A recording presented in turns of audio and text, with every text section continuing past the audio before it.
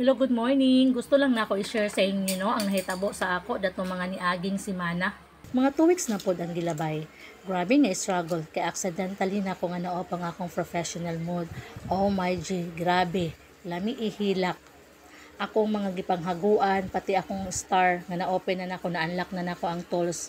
Wala tanan, as in back to zero jud akong engagement nga 11K. Wala, zero gid tanan, as in jud zero, back to zero. No, wala ko kasabot sa akong gibati. Baguay naman lang jud ko nakabalo aning inani din siya. May gani kay nagbasa-basa pug ko sa mga reels sa uban ba. Nag-search na ko about unsaon pag reels. Uy, nabasahan sa dihang nabasahan nako nga mao day na dili ka ma-invite ni bita ka nang masigig turn off ang imong professional mode, mao di ay hangtod ron di jud ko ka invite ni Mita kay mao day na ang dahilan. Muna ang careful kita ha sa atong mga dashboard kay nga dili na to ma-turn off kay mapareha gid mo nako. Ma-back to zero gid mo, sayang ang inyong mga hinaguan.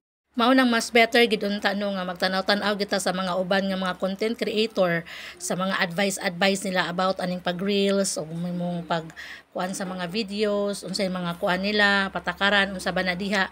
No, mas nice gid nga magkuti-kuti gid ta kay kung wala ko nagkuti-kuti dili ko kabalo nga bantog day sa una.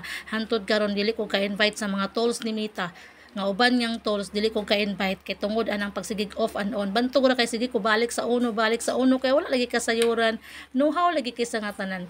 Muna na lesson learn gid ha, ayaw gid nyo on and off ang inyong dashboard. Para sa ako na hantod karon suffer lang gyapon until now wala pa gid taon ko na invite ni Mita. Sige lang gud padayon lang gid gyapon ko ani.